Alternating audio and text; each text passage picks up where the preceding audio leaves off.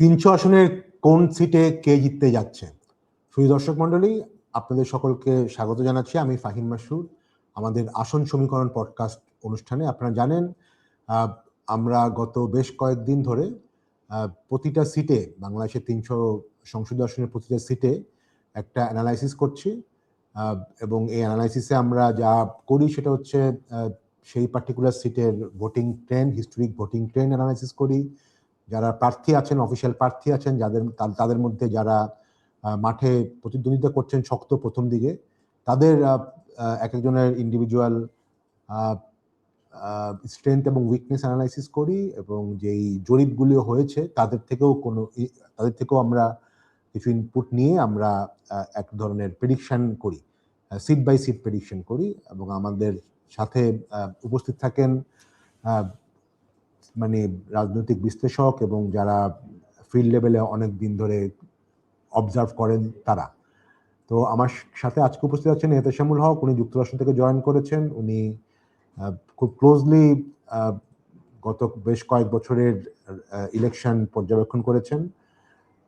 উনি আছেন আমাদের সাথে আজকে এক্সপার্ট হিসাবে। তো আমরা আজকে এই সেশনে ময়মনসিংহ ডিভিশনের 3টা জেলা নিয়ে আলোচনা করব।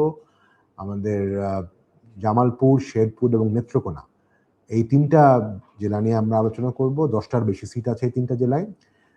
তার আগেও প্রথমে আমরা একটু দেখে নেই যে সোফার যেই আলোচনাটা আমরা করেছি, 52টা জেলায় আমরা 223টি আসন আমরা কভার করেছি সোফার। এর মধ্যে এখন পর্যন্ত বিএনপি এগিয়ে আছে 221টা, জামাত এনসিপি জোট 74টা, জাতীয় পার্টি 4টা এবং স্বতন্ত্র এবং অন্যান্য মিলে 21টা, এবং ইসলামিক আন্দোলন 2টো। আমরা এখন একটু দেখি যে আমাদের জামালপুর দিয়ে আমরা শুরু করছি। জামালপুরের সিচুয়েশনটা কি?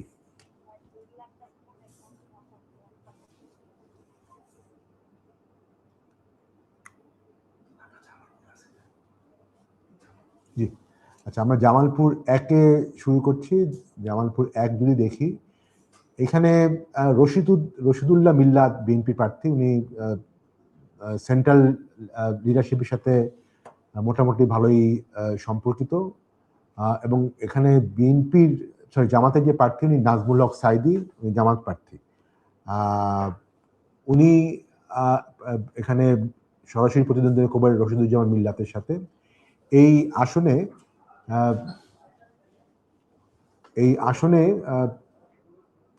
2008 সালে বিএনপি 29% ভোট পেয়েছিল, এবং জামাত এই আসনে 91 সালে 21% ভোট পেয়েছিল। তো এই আসনে বোঝা যাচ্ছে জামাতে একটা ভালো বেজ আছে। তো আপনার কি মনে হচ্ছে এহতেশাম? থ্যাংক ইউ ফাইন ভাই। তো রশিদুজ্জামান মিল্লাত মোটামুটি জাতীয় রাজনীতিতে খুবই ইন্টারেস্টিং একজন মানুষ।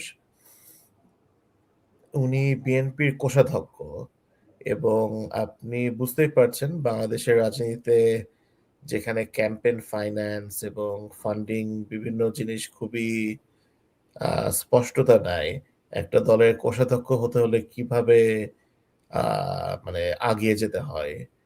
তো এই পজিশনে মিল্লাত সাহেব অনেক দিন থেকে আছেন।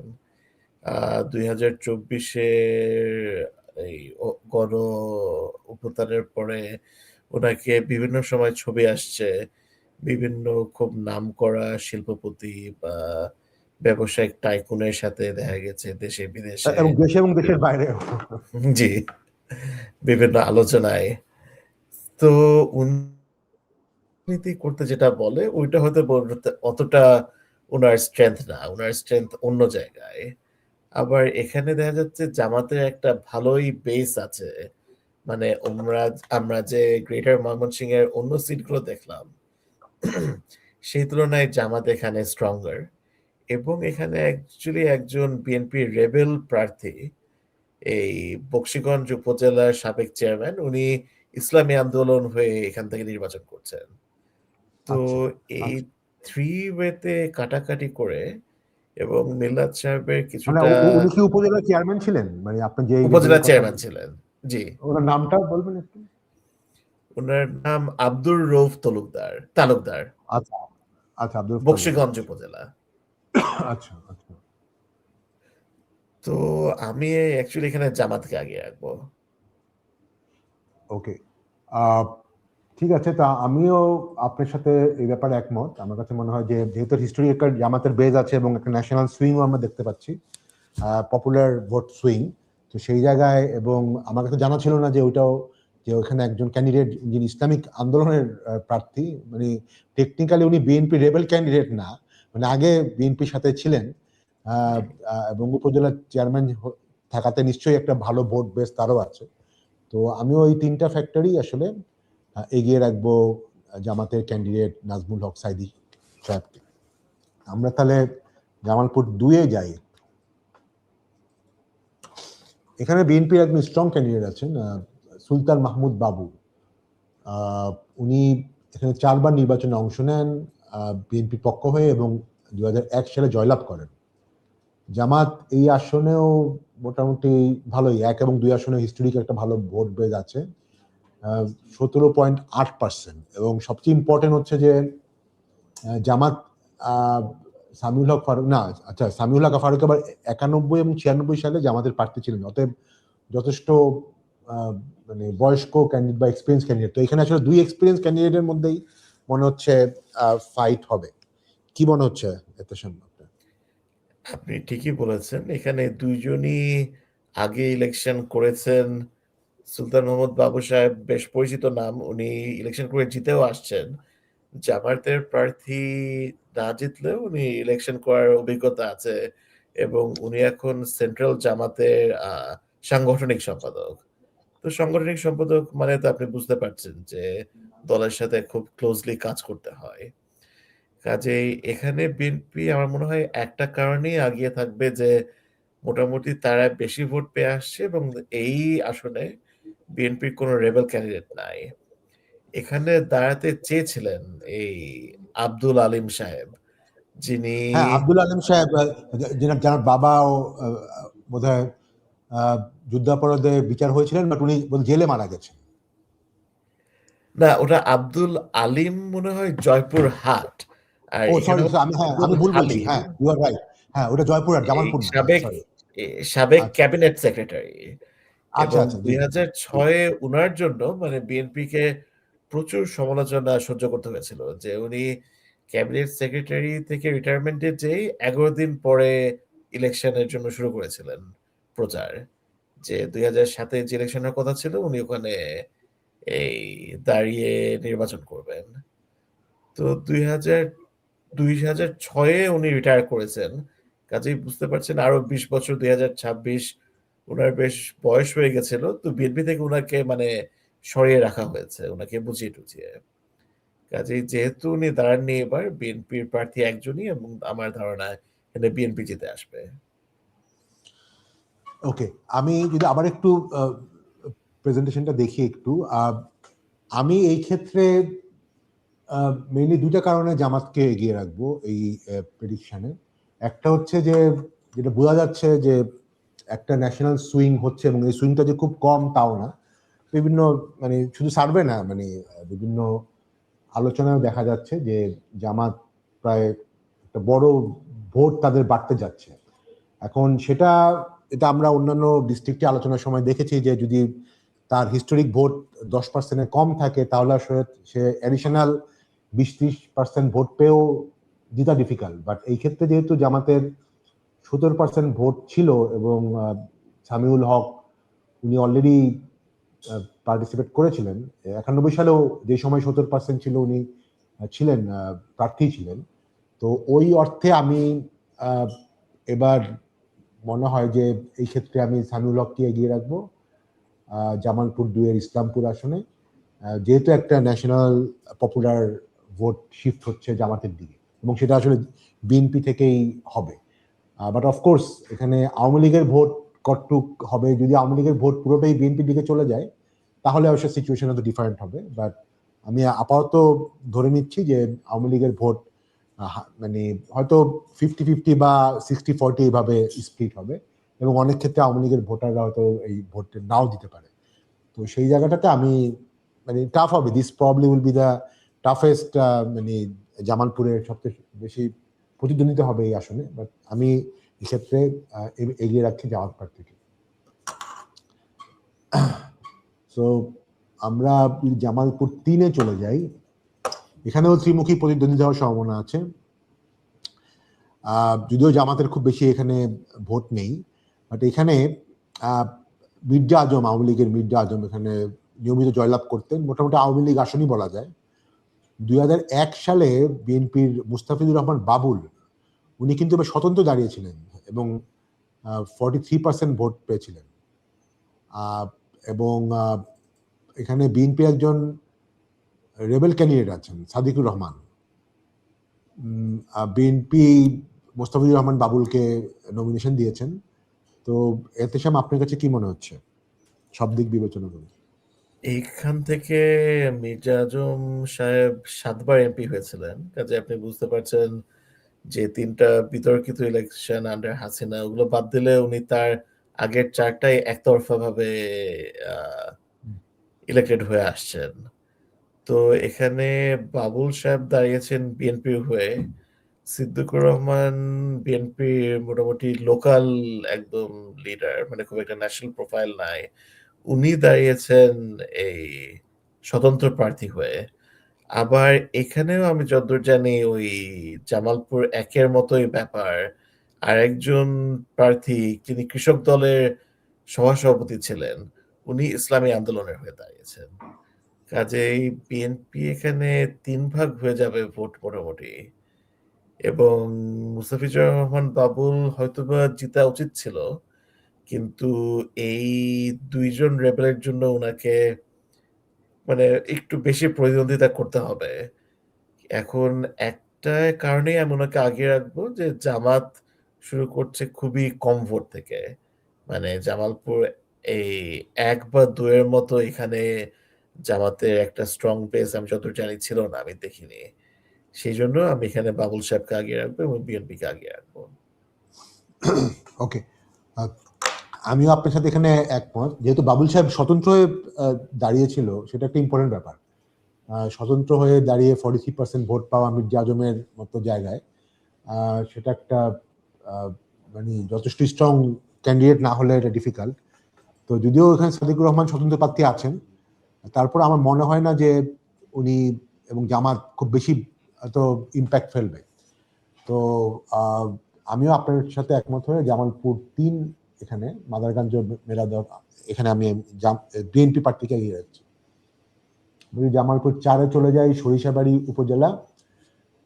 এখানে বিএনপি প্রার্থী ফরিদুল কবির তালুকদার শামীম এই আসনে 40% ভোট পেয়েছিল। মোস্ট প্রবাবলি 2008 বা 2001 সনে নির্বাচন করেছিলেন, এবং এই আসনে জামাতের খুব বেশি ভোট নেই। আমরা খুব বেশি স্ট্রং স্বতন্ত্র প্রার্থীকেও দেখিনি এখানে। তো কি মনে হয়, এটা কি ইজিলি জামালপুর 4 বিএনপির দিকে যাবে? তো এইটা খুব ইন্টারেস্টিং একটা সিট। উনি অ্যাকচুয়ালি এই ভোটটা পেয়েছিলেন 2018-তে। তো 2018-তে 40% পাওয়া মানে আপনি বুঝতে পারছেন যে উনি মানে একটু স্ট্রং ক্যান্ডিডেট। এইটা সরিষাবাড়ি মানে সারা দেশের মানুষজন চিনে, কারণ এটা এই বিএনপির প্রয়াত মহাসচিব ব্যারিস্টার আব্দুল সালাম তালুকদারের জায়গা। উনি এখানে বিএনপিকে একটা শক্ত ভিত্তি দিয়ে গেছেন, এবং উনি যখন ধরেন বিএনপির প্রভাবশালী মন্ত্রী, এলজিআরডি মন্ত্রী, সেক্রেটারি জেনারেল, মানে উনি এবং খালেদা জিয়া মিলে একসাথে এরশাদকে আন্দোলন করে নামিয়ে দিলেন এবং 91-এর জয় হলো। আমরা মোটামুটি তখন থেকে শামীম সাহেবের ব্যাপারে একটু কমপ্লেন শুনে আসছি যে উনি একটু লোকাল লেভেলে ওনার জন্য ওনার চাচার দুর্নাম হতো, এবং অনেকটা এই শামীম সাহেবের জন্যই আব্দুল সালাম তালুকদার 96-এ হেরে গেলেন খুব অল্প ভোটের মার্জিনে। 2001-এ ওই সালাম তালুকদার সাহেব ততদিনে মারা গেছেন। উনার আরেক ভাস্তা মেজর জেনারেল আনোয়ার কবির তালুকদারকে প্রার্থী করা হয়েছিল। উনি জিতে আসছিলেন। উনি এই পাওয়ার প্রতিমন্ত্রী ছিলেন, এই পাওয়ার মন্ত্রণালয়ে। তো এখন উনিও মারা গেছেন, কাজে এখন একদম শামীম সাহেব নিজে এখন সামনে আসছেন লোকাল লেভেল থেকে, এবং দেখতে পাচ্ছেন এই বিএনপির এত কিছুর মধ্যেও এই সিটে একজনও দাঁড়ায়নি সাহস করে। কাজে উনার হোলটা মোটামুটি ভালোই এবং উনি সম্ভবত জিতে আসবেন এখানে। ওকে, আমি আপনার সাথে একমত। এই যেটা বললেন এগুলো অনেক ইনফরমেশন আমাদেরও জানা ছিল না, তো বাট যথেষ্ট স্ট্রং ক্যান্ডিডেট, তো আমিও এই ক্ষেত্রে এগিয়ে রাখছি বিএনপির অফিসিয়াল বা বিএনপির যে একমাত্র ক্যান্ডিডেট ফরিদুল কবির তালুকদার, ওনাকে। জামালপুর 4-এ আমি যদি যেমন 5-এ চলে যাই, এখানে এটা হয়তো কিছুটা একতরফা হওয়ার সম্ভাবনা আছে, কারণ এখানে ওয়ারেস আলী মামুন বিএনপি প্রার্থী, উনি 2018 সালেও উনি জাতীয় সংসদ নির্বাচনে এমপি পদে নির্বাচন করেন। আমি শিওর না কত পার্সেন্ট ভোট পেয়েছিলেন, বাট এটা ওনার ক্যান্ডিডেট হচ্ছে মোহাম্মদ আব্দুস সাত্তার, জামাত প্রার্থী। হিস্টোরিক্যালি জামাতের খুব ভোট এখানে বেশ নেই। এতেশাম, ওয়ারেস আলী মামুন সাহেব জেলা বিএনপির সাধারণ সম্পাদক। উনি কেন্দ্রীয় কমিটিতে মনে হয় কেন্দ্রীয় কমিটির পুরা বিএনপির সহ সাংগঠনিক সম্পাদক। এই জামাতের যিনি প্রার্থী তিনি কেন্দ্রীয় মজলিসে শুরার সদস্য। এবং আমরা আসলে বলা উচিত ছিল জামালপুর 1-এ যিনি প্রার্থী ছিলেন উনিও শুরা সদস্য। তো এই জেলা থেকে 2 জন দাঁড়িয়েছেন। তাছাড়া বিএনপির আর কোনো বিদ্রোহী প্রার্থী নাই। অন্য এই দল থেকে দাঁড়িয়েছে ইসলামী আন্দোলন, এই জাতীয় পার্টি জেপি থেকে একজন দাঁড়িয়েছে। কিন্তু সবকিছু মিলে আমার মনে হয় এখানে বিএনপি মোটামুটি নিষ্কঙ্কুভাবে জিতে আসবে। ওকে, আমিও এই ক্ষেত্রে আপনার সাথে একমত, যেহেতু এখানে একজনই প্রার্থী জামালপুরে এবং বেশ স্ট্রং প্রার্থী, তো উনি এখানে জিতে আসার সম্ভাবনাই বেশি। আমি যদি একটু পরেরটাতে যাই, জামালপুর 5-এ, সরি জামালপুরে বোধহয় এটাই 5টা সিটি। হ্যাঁ হ্যাঁ, জি জামালপুরে তাহলে 5টা সিট। জামালপুর 5টা সিট যদি একটু আমরা কুইকলি সামারি করি, আমাদের একে একে আমরা দুজনই পেইড করছি জামাত প্রার্থী জিতবে, সাইদি, নাজমুল হক সাইদি, এবং আপনি যেটা বললেন উনিও একজন সেন্ট্রাল শুরা সদস্য। তো জামালপুর 2-এ আমি পেইড করেছিলাম সামিউল হক, এবং আপনি পেইড করছেন BNP, right correct? Right okay, আচ্ছা, ঠিক আছে। আর জামালপুর 3-এ আমরা 3জনই পেইড করছি মোস্তাফিজুর রহমান বাবু, সরি আমরা দুজনই পেইড করছি মোস্তাফিজুর রহমান বাবুল।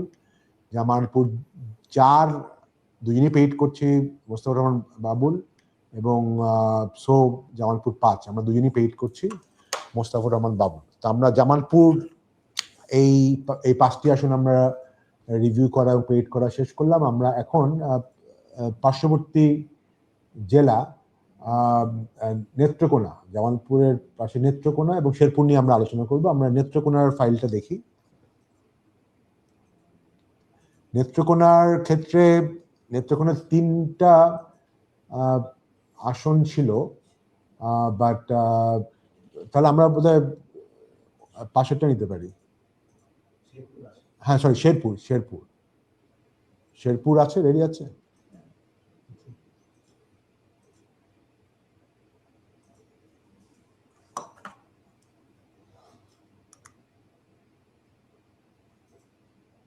আমরা যদি একটু দেখি যে শেরপুর, তারপরে আচ্ছা নেত্রকোনা, আচ্ছা শেরপুরটা দিয়ে আমরা শুরু করি, তারপরে আমাদের হয়তো নেত্রকোনার ফাইল চলে আসবে। শেরপুরে 2টো আসন আছে। একটি আসন হচ্ছে শেরপুর সদর, যেখানে 3জন প্রার্থীর মধ্যে মূল প্রতিদ্বন্দ্বী হওয়ার কথা। সানসিলা জেব্রিন বিএনপি প্রার্থী, রাশেদুল ইসলাম রাশেদ জামাত প্রার্থী, এবং শফিকুল ইসলাম মাসুদ স্বতন্ত্র প্রার্থী।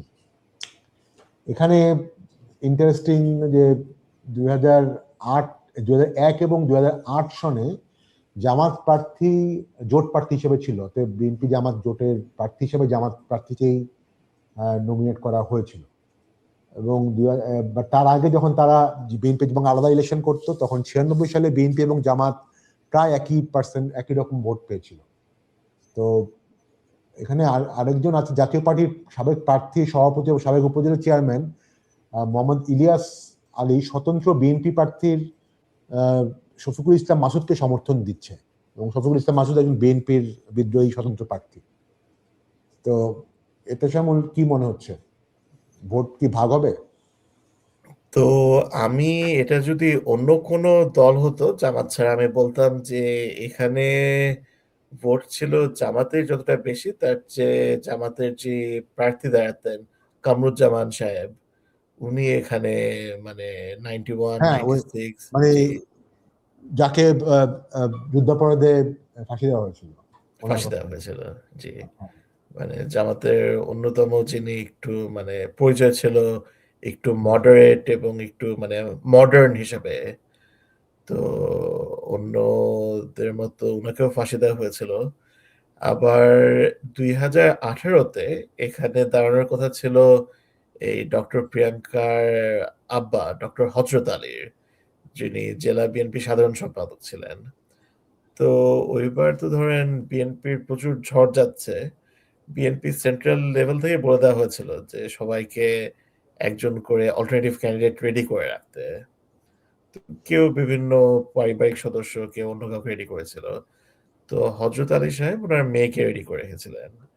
এবং যেটা ভাবা হয়েছিল উনার ক্যান্ডিডেসি আওয়ামী লীগ মানে বিভিন্ন দিক দিয়ে এই ক্যানসেল করে দেয়। তখন এই ডক্টর সাজিলা জেবরিন প্রিয়াঙ্কা দাঁড়ান এবং খুব তাড়াতাড়ি সারা দেশে পপুলার হয়ে যান। কারণ ২০১৮ তে উনি ছিলেন এই সারা দেশে যতদূর জানি সম্ভবত মানে ইয়াংগেস্ট ক্যান্ডিডেট। এই উনার বয়স ছিল তখন ২৫ বছর। উনি ২০১৬ তে জাস্ট এমবিবিএস শেষ করেছিলেন। করে ২০১৮ তে ইলেকশনে দাঁড়িয়েছিলেন এবং মানে সেই তুলনায় উনি ভালোই ভোট পেয়েছিলেন। ২০১৮ তে ১ম বার দাঁড়িয়েছেন ভেবে। কাজেই তারপর থেকে উনার সারা দেশে মোটামুটি একটা প্রোফাইল আছে, জনপ্রিয়তা আছে ইয়াং মানুষের মধ্যে। এবং বিএনপির যে ইয়াং মুখ বলে আমরা যদি ভাবি যে যারা সামনের দিকে আসবে, এখানে আমরা ডক্টর প্রিয়াঙ্কাকে অবশ্যই তাদের মধ্যে একজন ইম্পর্টেন্ট একজন ফিগার। সেই দিক দিয়ে চিন্তা করলে যেহেতু আবার জামাতেরও একটা স্ট্রং প্রেজেন্স আছে, এই কামরুজ্জামান সাহেবের ভোট নিশ্চয়ই সব না হলেও একদম বেশিরভাগই জামাতের জন্যই যাবে। হয়তোবা আপনি বলতে পারেন সবই যাবে। আবার বিএনপির একজন রেবেল ক্যান্ডিডেট আছে যিনি মানে অতটা মানে উপজেলা চেয়ারম্যান বা কোনো লোকাল গভর্নমেন্টের মেম্বার ছিলেন না, কিন্তু তাও দাঁড়িয়েছেন। কিন্তু আমি জাস্ট উনার ২০১৮ থেকে ন্যাশনাল প্রোফাইলের জন্য এখানে ডক্টর প্রিয়াঙ্কাকে আগিয়ে রাখবো। ওকে, আমিও হয়তো ডক্টর প্রিয়াঙ্কা আগিয়ে রাখতাম, বাট যেহেতু বিএনপি রেবেল ক্যান্ডিডেট আছে এবং লোকাল লেভেলে এখানে জাতীয় পার্টির একটা রোল, মানে একটা সাপোর্ট বেস আছে, এবং যেটা আমরা দেখালাম যে জাতীয় পার্টির যে সাবেক উপজেলা চেয়ারম্যান ইলিয়াসউদ্দিন, উনি সামহাউ শফিকুল ইসলাম মাসুদকে সাপোর্ট দিচ্ছেন, যেটা পত্রপত্রিকায় এসেছে। আমি আসলে এখানে নিশ্চয়ই হয়তো ত্রিমুখী ফাইট হবে এবং হয়তো জোরালো ফ্লাইটই হবে। আমিও এক্ষেত্রে পার্টিকুলারলি আমি জামাতের ক্যান্ডিডেট রাশেদুল ইসলাম রাশেদকে এগিয়ে রাখছি। মানে সবগুলি হিস্টোরিক ডাটাটা আসলে সবচেয়ে বড় ব্যাপার, যেখানে বিএনপির যে অরিজিনাল ভোট বেস যে খুব বেশি তা না, এখানে তো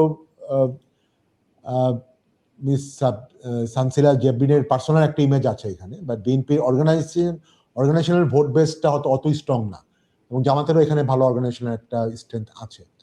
তো ওই হিসাবে আমার প্রেডিকশন থাকছে এখানে এই আসনে পার্টিকুলারলি জামাত। আমরা যদি তাহলে আমরা এই ক্ষেত্রে আমরা একটু ডিফাইন প্রেডিকশন দিচ্ছি। আপনি দিচ্ছেন এতেশাম দিচ্ছেন বিএনপি ক্যান্ডিডেট, এবং আমি দিচ্ছি জামাত ক্যান্ডিডেট।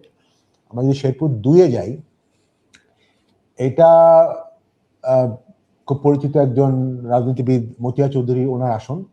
উনি মোটামুটি সবসময় এখানে জিতে আসতেন, এবং সাবেক হুইপ মরহুম জাহিদ আলী চৌধুরীর ছেলে ইঞ্জিনিয়ার ফাহিম চৌধুরী এই আসনে নির্বাচন করছেন। এই আসনে জামাতের খুব বেশি ভোট নেই, এখানে বিএনপি আওয়ামী লীগের মধ্যেই সবসময় কম্পিটিশন হতো। এতেশাম। জি, তো এই আপনি যেটা বললেন এই আসনটা সারা দেশে বিখ্যাত আগ্নিকন্যা সাবেক কৃষিমন্ত্রী মতিয়া চৌধুরীর জন্য। এবং উনি যখন ২০০১-এ জাহেদ আলী চৌধুরীর কাছে হেরে গেলেন, এটা মানে সারা দেশে মানুষজন একটু চমকে উঠেছিল যে 96 থেকে 2001 মানে সবকিছুর মধ্যেও ওনার একটা ক্লিন ইমেজ ছিল। কিন্তু মানে ওই জাতীয় সরকারের মানে অন্য দুর্নাম ওনার পক্ষে টানা সম্ভব হয়নি, কাজে উনি হেরে গেলেন। জাহেদ আলী চৌধুরী খুবই ভালো সজ্জন মানুষ ছিলেন। ওখানে উনি হুইপ হয়েছিলেন 2001-এ, এবং উনার ব্যাপারে কখনোই খুব একটা কন্ট্রোভার্সি হয়নি। উনি মারা যান। তারপর উনার ছেলে ফাহিম চৌধুরী 2018-তেও নির্বাচন করেছিলেন এবং ভালোভাবে করেছিলেন, এবং এবারও করছেন। এবং ডক্টর প্রিয়াঙ্কার ব্যাপারে যা বলেছিলাম ওনার ব্যাপারে মোটামুটি তাই বলা যায়, যে বিএনপির একদম মানে ইয়াং যে ফেস গুলো তার মধ্যে ফাহিম চৌধুরী বেশ আলোচিত নাম, কাজে আমি এখানে বিএনপিকে আগে রাখবো। ওকে, আমিও আসলে আপনার সাথে একমত এই এই এই আসনের ক্ষেত্রে। ওনার ফ্যামিলি ব্যাকগ্রাউন্ড আছে এবং যথেষ্ট ডাইনামিক মডার্ন একটা ব্যাকগ্রাউন্ডও আছেন ওনার। তো আমি ওই ক্ষেত্রে, যেহেতু জামাত খুব স্ট্রং মানে অপোজিশন হওয়ার ডিফিকাল্ট, তার জন্য অ্যাট দিস মোমেন্ট জামাত ভালো ভোট পাবে নিঃসন্দেহে এবার, বাট এই আসনে আমি ফাহিম চৌধুরীকে এগিয়ে রাখছি আপনার সাথে। শেরপুর 3, আমার মনে হয় এই শেরপুরে বোধহয় একটা আসনে একজন প্রার্থী মারা যাওয়ার পরে এই আসনের ইলেকশনটা ক্যান্সেল হয়েছে, বা শেরপুর 3টা আসন। তো যেহেতু উনি ইলেকশন শিডিউল প্রসেসের মধ্যে মারা গেছেন, জামাতের ক্যান্ডিডেট মোস্ট প্রবাবলি, এই জন্য নির্বাচন কমিশন আসনটার নির্বাচন স্থগিত করেছেন আইন অনুযায়ী আর কি। তো আমরা তাহলে এটা কি শেরপুর 3? না, এটা বললাম এই আসনটা স্থগিত করা হয়েছিল।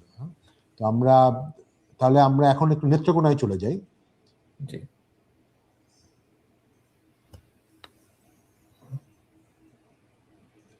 নেত্রকোনায় জেলা মানে সিট আছে মোস্ট প্রবাবলি 5টা সিট।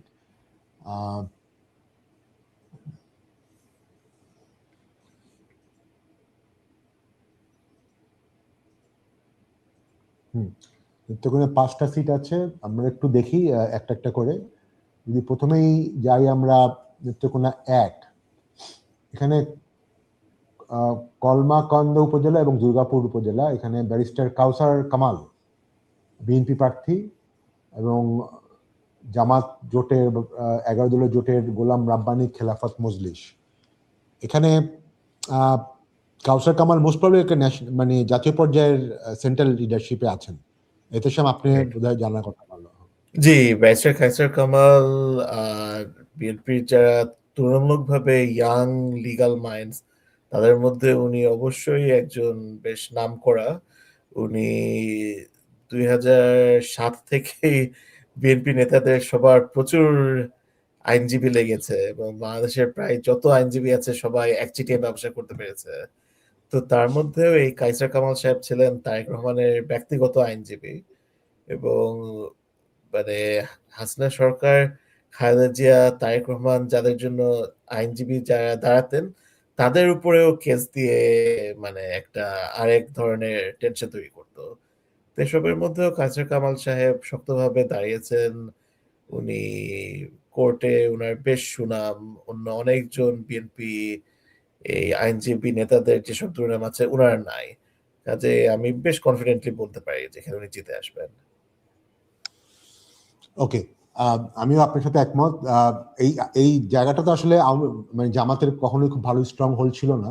তো জামাত হয়তো সেই জন্য খুব, এবার এটা বিএনপি, এটা কি বিএনপির বেশি, নেত্রকোনা জেলাটা কি বিএনপির স্ট্রং হোল্ড বেশি নাকি আওয়ামী লীগের? এটাকে এটা আওয়ামী বলতে লীগের। পারবেন আপনি? ডাটা কি বলছেন? আওয়ামী লীগের।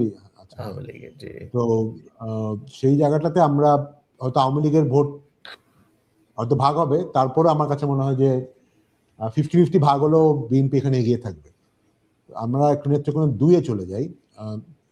এইখানেও 2জন প্রার্থী আছেন। একজন বিএনপির প্রার্থী ডক্টর মোহাম্মদ আনোয়ারুল হক, এবং জামাতের প্রার্থী নেই এখানে, একজন জোট সঙ্গী এনসিপি, তাদের প্রার্থী আছেন ফাহিম রহমান খান পাঠান। এবং এটা সদর উপজেলা এবং বারহাট্টা উপজেলা। তো সদর উপজেলা হিসাবে হয়তো কিছুটা ভোট, ইয়াং ভোট হয়তো ফাহিম রহমান পেতে পারেন, বাট উনি একেবারেই নতুন candidate. Most probably doctor Anwarul Haque বোধহয় আগেও একবার ইলেকশন করেছিলেন। এদের সামনে আপনি কি বলতে পারবেন?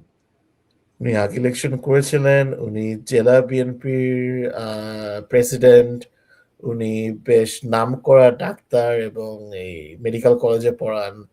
কাজেই উনার এরিয়াতে বেশ ভালো মতো সুনাম আছেন। মানে যেটা আপনার জনপ্রতিনিধি যদি একজন ডাক্তার হয় যে একটু এক্সট্রা সুবিধা পাওয়া যায়। বিভিন্ন মেডিকেল ক্যাম্প, একটু আহ, বিভিন্ন স্বাস্থ্যের জন্য সেবা। উনি খুবই ভালো মতো এগুলো এই এলাকার সবাইকে দিয়েছেন। কাজেই এখানে উনি সম্ভবত এগিয়ে থাকবেন।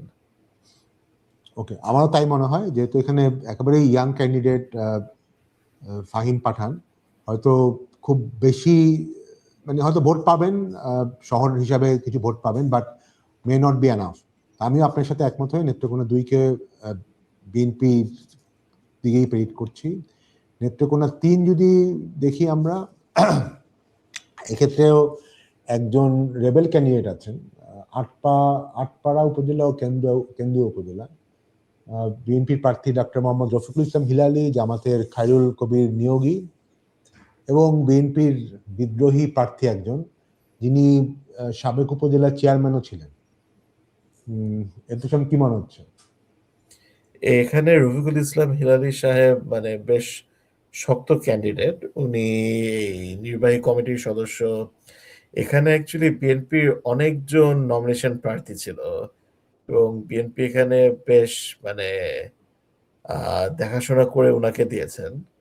আবার এইখানে সাধারণত ফাইট হতো অনেকটা এই বিএনপি, আওয়ামী লীগ এবং জাতীয় প্রার্থীর মধ্যে। এই 2008-এ রফিকুল ইসলাম হিলালি নির্বাচন করেছিলেন বিএনপির হয়ে, প্রায় 39.3 পেয়েছিলেন। কাজেই বুঝতে পারছেন যে ওনার একটা মোটামুটি ভালোই হোল্ড আছে এরিয়াতে, যেটা উনি একদিন ইয়ে মানে টেনে চলে গেছেন। জামাতের এখানে ভোট খুব একটা নাই। কাজে এখানে হবে মোটামুটি বিএনপি এবং বিএনপির যিনি রেবেল প্রার্থী, বিদ্রোহী প্রার্থী, কিন্তু হিলালি সাহেবের মানে এই 2008 থেকে যে অভিজ্ঞতা, ওনার জন্য আমি ওনাকে আগিয়ে রাখবো।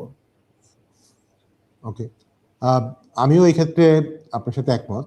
আমার মনে হয় যে যেহেতু ওনার এক্সপিরিয়েন্স আছে, আর আবার যেটা আগের সিটের মতো উনি একজন পেশায় ডক্টর, তো মাঠ পর্যায়ে ওনার যথেষ্ট পরিমাণ কন্ট্রিবিউশন আছে। আমিও এই ক্ষেত্রে ওনাকে এগিয়ে রাখছি নেত্রকোনা 3-এ। নেত্রকোনা 4, এটাও অনেকের কাছেই পরিচিত। এখানে বিএনপির প্রিভিয়াস স্বরাষ্ট্রমন্ত্রী লুৎফুজ্জামান খান বাবর এখানে প্রার্থী হয়েছেন। ওনার যথেষ্ট পরিমাণ একটা ইমেজ আছে ন্যাশনাল লেভেলে এবং লোকাল লেভেলে তো বটেই, এবং উনি লোকাল যখন মন্ত্রী ছিলেন তখন প্রচুর লোকজনকেও, উনি যদিও বেশ কিছু কারণে বিতর্কিত হয়েছিলেন, বাট অ্যাটলিস্ট লোকাল লোকজনের ব্যাপারে কিন্তু ওনাকে সবসময় বলা হতো যে উনি লোকাল লোকজনকে অনেক বেশি প্রমোট করেন। তো ইলেকশনে আসলে এই ব্যাপারগুলো আসলে খুবই লোকাল লেভেলে হয়তো বেশি, অনেক বেশি কাজেও দেয়, মানে সাপোর্টও দেয়। তো এখানে জামাতের ক্যান্ডিডেট আছেন কিন্তু খুব কখনো বেশি ভোট পাননি। তো এতে সব কি মনে হচ্ছে? জি, এইটা বেশ সোজা। বাবর সাহেবকে আওয়ামী লীগ না, তার আগেই এই 111 সরকারই উনাকে জেলে রেখে গেছিল। উনার এগেনস্টে মানে বিভিন্ন ধরনের কেস দেওয়া হয়েছিল, অস্ত্র কেস, উনার বাসায় গুলি পাওয়া গেছে। এসব দিয়ে উনাকে জেলে রাখার পরেও উনি 2008-এ মানে বেশ ভালো মতো ভোট পেয়েছিলেন। উনি স্বতন্ত্র দাঁড়িয়ে। কারণ বিভিন্ন কারণে উনাকে সম্ভব হয়নি বিএনপি থেকে নমিনেশন দেওয়া। তারপর তো আওয়ামী লীগের সময় উনি প্রায় 2009 থেকে 2024 টানা জেলে, এবং বিভিন্ন সময় শুধু উনাকে অফার দেওয়া হতো যে আপনি জিয়া পরিবারের এগেনস্টে টেস্টিমনি দেন, আপনাকে সাথে সাথে আমরা ছেড়ে দেব। কিন্তু উনি যেহেতু দেননি, অবশ্যই এবার উনি প্রার্থী হিসেবে দাঁড়িয়েছেন এবং আমার ধারণা সহজে জিতে আসবেন। আমি আপনার সাথে একমত। আসলে ওনার এই যে জেলে থাকার যে বিরাট ব্যাপারটা, এটাও এত বছর, প্রায় 15 বছর জেলে থাকা, এটা মানে খুব কম রাজনৈতিক নেতাই হয়তো মানে এই এই এই পরিমাণ সাফার করতে হয়। তো এটার একটা সিম্প্যাথি তো উনি নিশ্চয়ই পাবেন। আর যেহেতু উনি লোকাল, সবসময় লোকাল, যখন মন্ত্রী ছিলেন লোকালকে অনেক প্রমোট করেছিলেন, লোকাল লোকজনের স্বার্থ, তো সেই বেনিফিট উনি নিশ্চয়ই এবারও পাবেন বলে মনে হয়। তো আমিও আপনার সাথে একমত হয়ে এই আসনে লুৎফর রহমান বাবরকে এগিয়ে রাখছি। নেত্রকোনা 5, এক্ষেত্রে একটা ইন্টারেস্টিং হয়তো হবে, কেননা এক্ষেত্রে নুরুল ইসলাম আওয়ামী লীগ শাসনামলে উপজেলা ভাইস চেয়ারম্যান নির্বাচিত হয়েছিলেন, তিনি বেশ জনপ্রিয়। উনি কিন্তু রিসেন্টলি বিএনপি থেকে মোস্ট প্রবাবলি উনি ইসলামিক আন্দোলনে জয়েন করেন এই নির্বাচনের আগে, এবং এই আসনে জামাতও বেশ শক্তিশালী, বাট এই আসনে বিএনপি প্রার্থী হচ্ছেন আবু তাহের তালুকদার। আমি জানি না মানে এখানে এখানে সালাম তালুকদারের সাথে কোনো সম্পর্ক আছে কিনা, কারণ উনি তো সালাম তালুকদার জামালপুরে। তো আচ্ছা, তাহলে উনি আচ্ছা, তো এই আসনে জামাত থেকে হয়তো বেশি ইম্পর্টেন্ট হবে ইসলামিক আন্দোলন প্রার্থী। উনি নিজে বিএনপিতেও ছিলেন মোস্ট প্রবাবলি, এখন উনি ইলেকশনের জন্য জয়েন করেছেন ইসলামিক আন্দোলনের অর্গানাইজেশনাল একটা সাপোর্ট তো তাদের বিভিন্ন জেলাতে আছে। কি মনে হচ্ছে দেশন? জি, তো এখানে বিএনপির আবু তাহের তালুকদার মোটামুটি লোকাল লিডার হিসেবে বেশ মানে চেনা জানা। এখানে অ্যাকচুয়ালি একজন এই মানে আরেকজন ব্যারিস্টার সাহেব উনিও এই নমিনেশন চেয়েছিলেন ইংল্যান্ডে, কিন্তু বিএনপি আবু তাহের তালুকদারকেই দিয়েছে। উনি জেলা বিএনপির সাথে দীর্ঘদিন থেকে আছেন। ৩ বার মনে হয় সাধারণ সম্পাদক ছিলেন জেলা বিএনপির। এবং এখানে আপনি অন্য যার ব্যাপারে বললেন, উনি যদ্দূর আমি দেখলাম বিএনপি থেকে না। উনি মানে নিজেই নিজের একটা বেস প্লাস ইসলামিক দলগুলো থেকে নির্বাচন করে জিতে আসছেন। মানে কাজেই উপজেলা নির্বাচন। উপজেলা, জি, উপজেলা নির্বাচনে, জি। উনি বেশ ইয়াং তুলনামূলকভাবে। হ্যাঁ, হ্যাঁ, হ্যাঁ। হ্যাঁ। কাজেই আমার ধারণা এখানে বেশ শক্ত একটা ফাইট হবে। উনাকে কি জামাত সাপোর্ট দিচ্ছে? মানে উনি জামাত জোটের হয়ে দাঁড়িয়েছেন? না, ইসলামিক আন্দোলন তো জামাতের সাথে ছিল, পরে তো আলাদা হয়ে গেল। তাহলে এখানে জামাতের প্রার্থী কি আছে নাকি? এখানে জামাতের প্রার্থী আছে, আচ্ছা, কিন্তু এখানে গ্রাফিক্সে দেখানো হয়নি। আচ্ছা। আহ, যদি জামাতের প্রার্থী থাকে তাহলে তো মোটামুটি ফাইট হবে এই আপনি যেটা বললেন এই দুজনের মধ্যে। আমি এখানে বিএনপিকে আগিয়ে রাখবো মানে নেত্রকোনাতে, যেহেতু মোটামুটি বিএনপি এখানে উনার ভালো হোল্ড আছে। আপনি একটু দেখবেন জাস্ট এখানে বিএনপি লাস্ট ইলেকশনে বা 2001 বা হ্যাঁ, 8 কিরকম ইলেকশন ভোট পেয়েছিল, এবং উনি উনি কি ক্যান্ডিডেট ছিল না, উনি বোধহয় এবার নিউ ক্যান্ডিডেট মোস্ট প্রবাবলি। উনি নিউ ক্যান্ডিডেট, জি। আচ্ছা, আমি আচ্ছা। দেখি এই আসনে কি আওয়ামী লীগ ছিল বোধহয় নাকি? আওয়ামী লীগ ছিল। আওয়ামী লীগ এখানে প্রায় টানা জিতে আসতো। আচ্ছা, এখানে হ্যাঁ, আওয়ামী লীগের বোধহয় ওয়ারাসাত হোসেন বেলাল জি, বোধহয় ছিলেন বোধহয়। জি, জি, জি। হ্যাঁ, ওয়াসরাত হোসেন বেলাল প্রায় টানা ২০০৮ থেকে ১৮ ছিলেন। ২০২৪ এসে আওয়ামী লীগ চেঞ্জ করলো আহমেদ হোসেন, উনার যে সাংগঠনিক সম্পাদক ছিল। আমি তো উনি আগে আর দাঁড়াননি এখানে। আচ্ছা, বাট ওখানে তো লাস্ট বার বিএনপির ভোট কিরকম ছিল পার্সেন্টেজ? দেখি আমি পাই নাকি এটা, এই ফিগারটা পাওয়া যাচ্ছে না। আচ্ছা, না অসুবিধা নেই তাহলে। হ্যাঁ, আমি আসলে দুইটা কারণে হয়তো এই ক্ষেত্রে ইসলামিক আন্দোলনের প্রার্থীকে এগিয়ে রাখবো। একটা হচ্ছে যে ওনার নিজস্ব একটা বেজ আছে, মানে আওয়ামী লীগ আমলে এরকম ইয়াং ক্যান্ডিডেটের একটা উপজেলা চেয়ারম্যানে আওয়ামী লীগের প্রার্থীকে হারিয়ে জিতে আসা, that means he has some kind of real strength. Right. এবং যেহেতু উনি ইয়াং, যেহেতু নতুন ভোটারদের একটা ভোট, উনি নতুন ভোটারদের একটা বড় অংশ কিন্তু আমরা দেখেছি যে হয়তো নানা কারণে বিএনপিকে ভোট দিবে না, তখন তারা হয়তো ভোটটা আইদার জামাতে দেয় নাহলে এনসিপিতে দেয়। আমার কাছে মনে হয় সেই ইয়াং ভোটটা উনি কিছুটা পাবেন। অফকোর্স যারা একটু ওল্ড জেনারেশনের লোকজন হয়তো আরেক বিএনপি ক্যান্ডিডেট দিকে এগিয়ে থাকবেন। আমি সব দিক বিবেচনা করে আপনার সাথে একমত যে প্রচুর কম্পিটিশন হবে, বাট আমি এইটার ক্ষেত্রে অ্যাটলিস্ট মনে হচ্ছে যে ইসলামিক আন্দোলনের ক্যান্ডিডেটকে আমি এগিয়ে রাখছি।